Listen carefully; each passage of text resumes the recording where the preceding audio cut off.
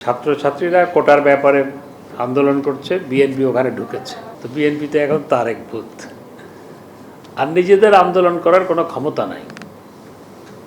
নিজেদের যাদের কোনো কিছু করার থাকে না তারা হয় পরজীবী। বিএনপি এখন একটা পরজীবী রাজনৈতিক দলে রূপান্তরিত হয়েছে। তো আন্দোলনটা নিশ্চয়ই আদালতের বিরুদ্ধে হচ্ছে, কারণ সরকার তো বাতিল করে নাই, অন্যথায় আদালত অবমাননা হবে। শিক্ষকরা পেনশন নিয়ে আন্দোলন করছে, বিএনপি ওখানে ঢুকেছে। আমাদের সরকার কোটা ব্যবস্থা বাতিল করেছিল এবং ছাত্রছাত্রীদের দাবির প্রেক্ষিতে আমাদের সরকার কোটা ব্যবস্থা বাতিল করেছে। সেই কোটা ব্যবস্থা সরকার পুনর্বহাল করে নাই, এটি আদালত রায় দিয়েছে।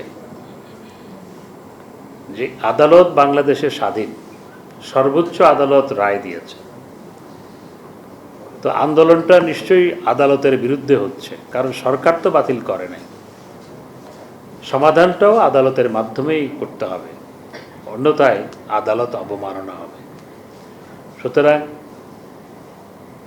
এখানে যারা তাল দিচ্ছেন, যারা এখানে ঢুকে জনগণকে বিভ্রান্ত করার চেষ্টা করছেন, তাদের সেই প্রচেষ্টা সফল হবে। ছাত্রছাত্রীদের প্রতি সহানুভূতিশীল হয়েই সরকার কোটা ব্যবস্থা বাতিল করেছে, সরকার সেটি পুনর্বহাল করেনি, এটি আদালত রায় দিয়েছে মাত্র। আর সার্বজনীন পেনশন ব্যবস্থা, এটি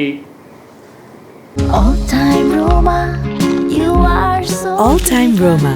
Taste it, love it. একটি চমৎকার ব্যবস্থা মাননীয় প্রধানমন্ত্রী করেছেন, যেখানে একজন দিনমজুরও এই পেনশন ব্যবস্থার আওতায় আসবে। এখন শুধু যারা সরকারি কিংবা স্বায়ত্তশাসিত প্রতিষ্ঠানে কিংবা আধা সরকারি প্রতিষ্ঠানে চাকরি করে তারা পেনশন ব্যবস্থার আওতায় আছে, কিন্তু সার্বজনীন পেনশন ব্যবস্থার মাধ্যমে একজন দিনমজুর, একজন রিকশাওয়ালা ভাইও তিনিও পেনশন ব্যবস্থার আওতায় আসবেন। এবং সেই ক্ষেত্রে সরকার যারা স্বল্প আয়ের মানুষ তাদেরকে বিশেষ প্রণোদনা দেওয়ার ঘোষণা দিয়েছে। একজন প্রবাসীও এই সার্বজনীন পেনশন ব্যবস্থার আওতায় আসবে। এখানে হয়তো বুঝার ঘাটতি আছে, সেটি নিয়ে আজকে